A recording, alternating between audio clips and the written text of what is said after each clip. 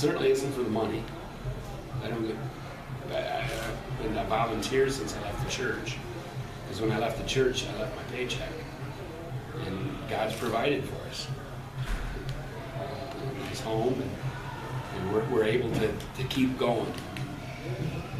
I'm a pastor, so I do funerals and weddings, and we live off the money that, you know, if a family can afford to pay us to do a funeral, you know, I make enough money to go to the grocery store.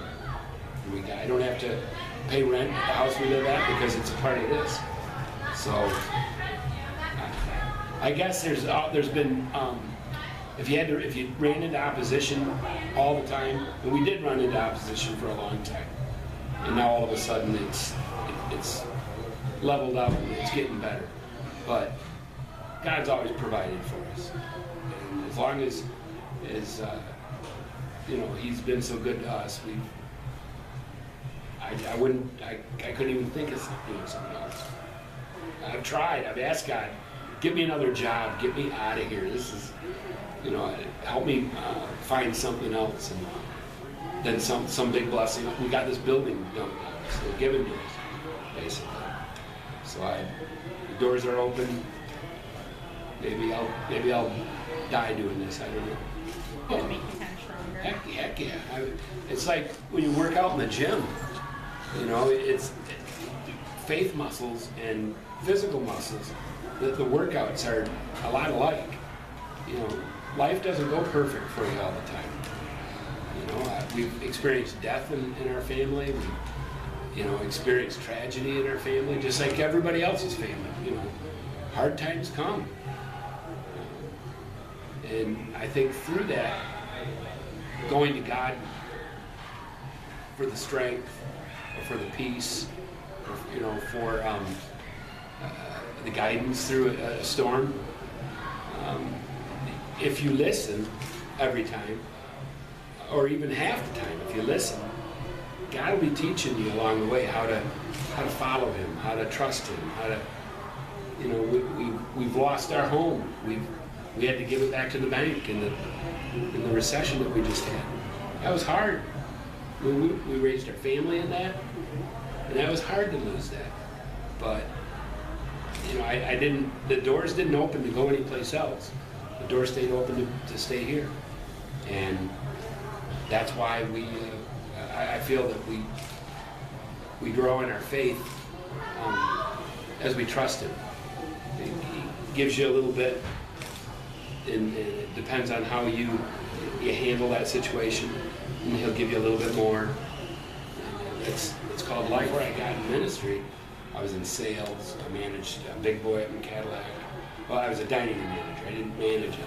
I was kind of like the host, pouring coffee, seeing people. Managed a Ben Franklin store. You guys ever hear of a Ben Franklin store?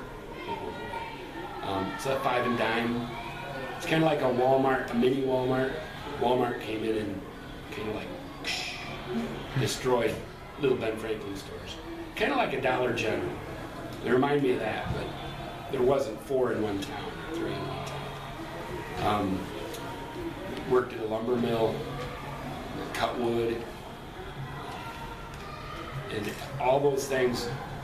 It's like in the Bible it says, find what you do with your hands well, and then put everything you are into that. You know, whether it's, you know, in a store working or teaching school or whatever it is. But God He showed me through a bunch of events, this is what I need to do.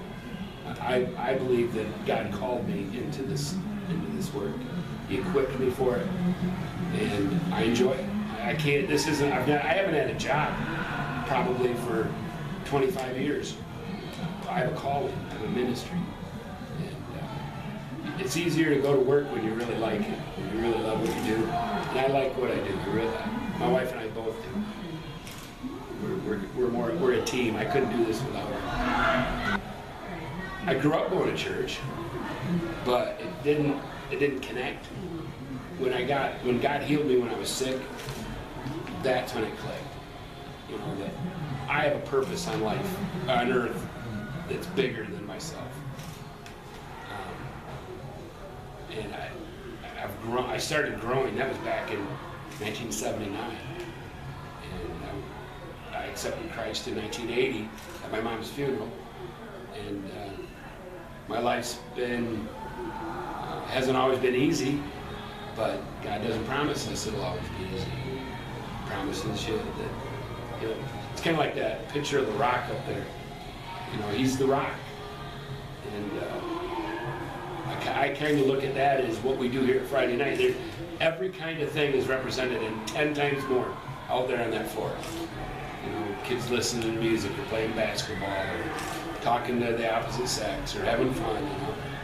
And we're all anchored to the rock. And that's what's really helped my life, is having that anchor, that strong point. So I'd say it isn't religion, it's a relationship. I was religious. Now I have a relationship. When I was 17, my senior year in high school, I just started hanging out with a youth group and starting to be listened to, or had somebody with a listening ear to be able to, you know, I'm sure that you could identify with every day in your life isn't perfect, and you like to have somebody to talk to. That's why you have friends. The friends I had needed to change because I didn't get in trouble with the law, but trouble found me, kind of thing. I kind of hung out with the wrong crowd. 17, 18, I started getting a new group of friends. When I was 17, I got Eby syndrome, and I about died.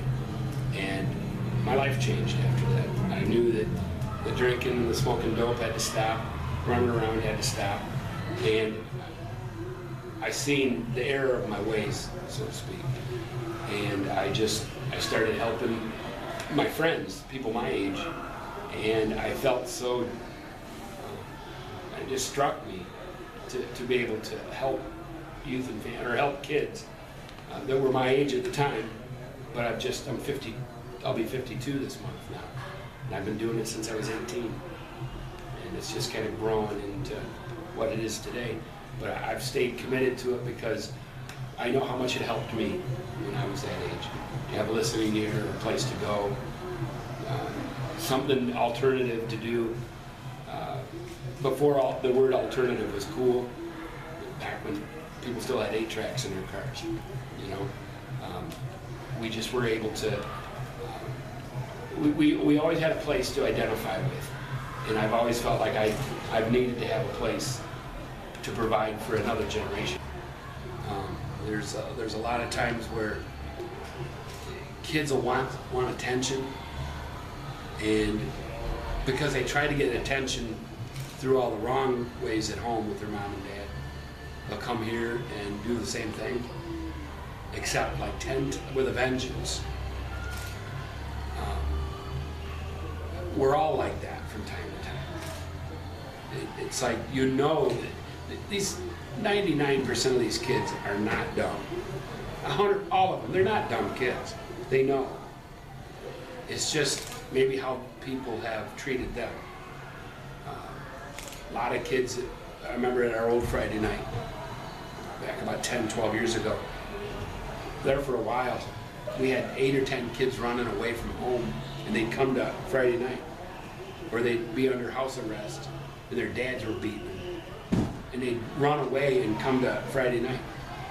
There was a little girl, her name was Amy Stanton.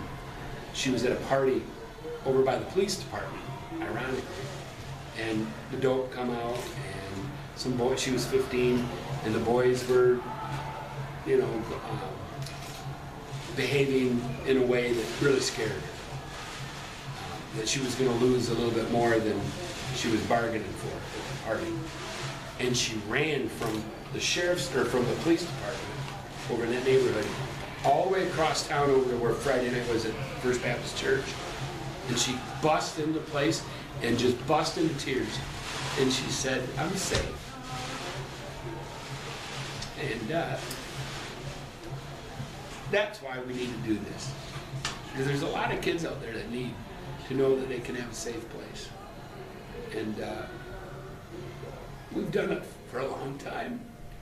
And I think if I quit, I think I'd die. because they need us. Not just me, they need you guys. They need all those adults that are out there, because all kids don't like me. I know that. But if you give up, if you quit, what are they going to do? Who are they going to turn to? And that's why what the heck was the question? I don't even remember what the question was. How do you feel when you give up? Like this. I wouldn't do anything else. I don't know how to do a lot of things good. I mean, I'm not sharpest crayon in the box or brightest light bulb, whatever you want to say. But to create an environment for a kid to feel safe and to know that their life counts for something, that's what I do. That's what I'll die doing. I don't know how to do a lot of other things, but I know how to do that.